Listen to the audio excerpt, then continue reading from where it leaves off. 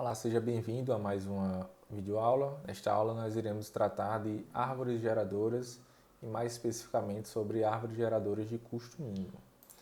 Um pequeno roteiro da aula, tá? Ela pode ser dividida em três partes. Na primeira parte nós vamos tratar sobre conceitos relacionados a árvores geradoras e de custo mínimo. No segundo momento vamos falar sobre o algoritmo do Prim. Posteriormente, vamos falar sobre o do Kruskal e sobre aplicações, certo? Então, conforme nós já discutimos anteriormente, uma árvore ela pode ser definida como um grafo conexo e sem ciclos, ou seja, acíclico, em que só há um caminho entre qualquer par de vértices.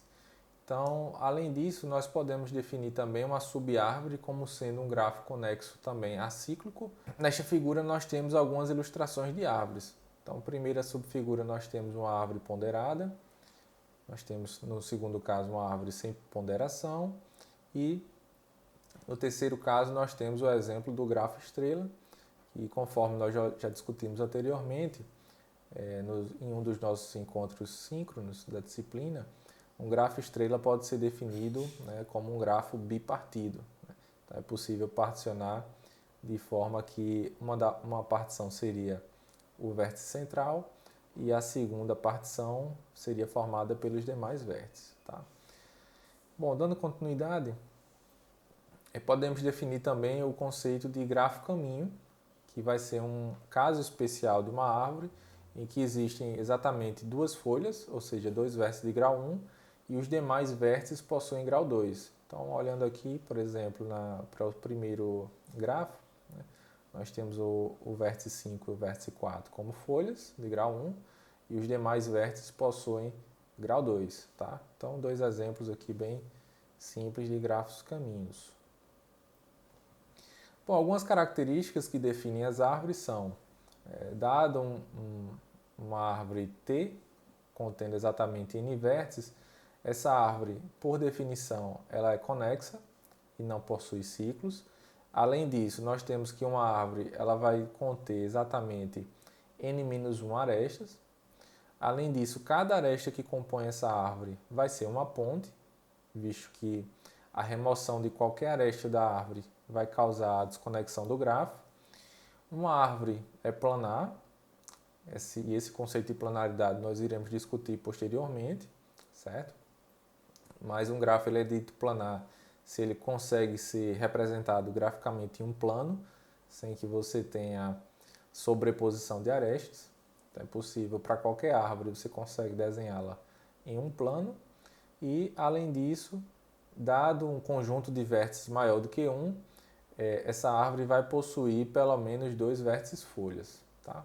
Então, essas são características importantes das árvores. Né? Além disso, temos também o conceito de árvore geradora. Então, todo grafo G conexo ele possui pelo menos uma árvore que contém todos os vértices de G. E uma árvore geradora de um grafo G vai ser um subgrafo conexo e acíclico que possui todos os vértices que estão no grafo G original em um subconjunto de arestas, de forma que essa árvore é dita geradora por possuir todos os vértices do grafo original. Tá? Então, como consequência das propriedades de uma árvore, todo grafo conexo possui pelo menos uma árvore geradora. Certo? Então, vamos ver alguns exemplos. Então, nós temos aqui um grafo sendo definido nessa subfigura 1. Então, esse grafo ele possui 5 vértices. E esses outros exemplos de grafos, nós temos diversos exemplos de árvores que são geradoras. São árvores porque cada subgrafo desse é conexo, é acíclico e possui exatamente n-1 arestas. E é geradora porque vai possuir exatamente a mesma quantidade de vértices do grafo original, certo? Então fica aí uma pequena reflexão para você fazer. Quantas árvores geradoras seria possível para um grafo completo, por exemplo, com n vértices? Será que você consegue pensar qual seria a quantidade de árvores geradoras para um grafo completo com n vértices? Então fica aí um pequeno exercício para você pensar e pesquisar um pouco sobre isso, tá? E aí, posteriormente nós podemos falar mais sobre isso, talvez em um exercício complementar, certo? Nesta segunda figura, nós temos um outro exemplo de um grafo. Então, na subfigura 1, nós temos um gráfico contendo 9 vértices. Na subfigura 2, possuímos uma árvore geradora para esse grafo. E, nesse caso, nós temos uma árvore, mas que ela não é geradora. Por quê? Porque ela não contém todos os vértices do grafo original. Então, o vértice 4 não está presente, né, nessa árvore. E para estar presente, né, esse árvore deveria ter uma aresta conectando 4 a um desses outros vértices aqui, tá? Então nós temos aqui uma árvore geradora e uma árvore que não é geradora para o grafo do exemplo, certo? Bom, além desses conceitos que nós vimos, existe também o conceito de floresta, que vai ser basicamente um conjunto de árvores sem vértices em comum. Então, uma floresta vai ser definida como um conjunto de árvores, e essas árvores são disjuntas.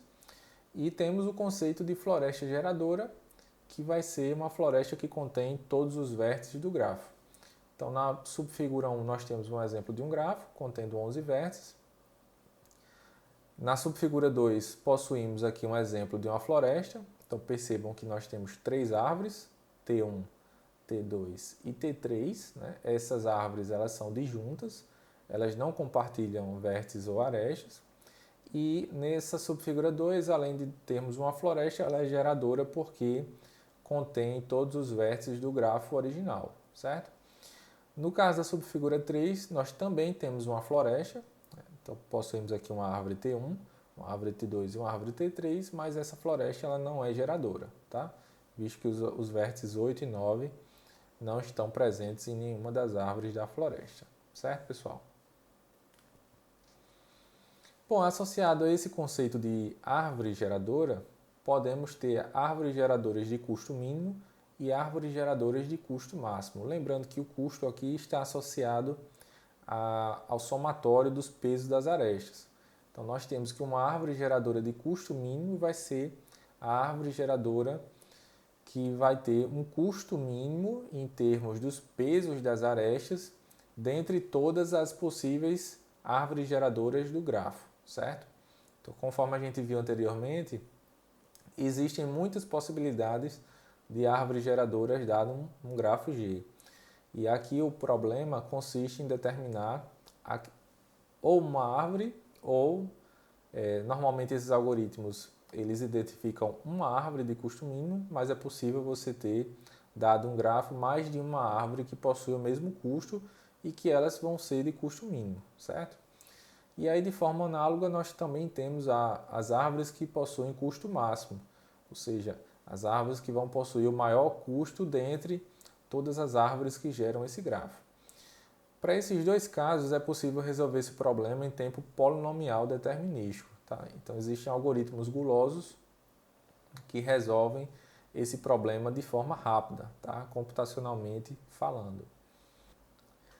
E só para ilustrar, né, nós temos aqui na subfigura 1 o nosso grafo, um exemplo de grafo G, e nós temos um exemplo aqui de uma árvore geradora de custo máximo e uma árvore geradora de custo mínimo, dado esse grafo aqui do exemplo, certo? Então, olhando aqui para T1, você não consegue, por exemplo, encontrar uma árvore geradora com custo menor do que essa, visto que ela é uma árvore geradora de custo mínimo,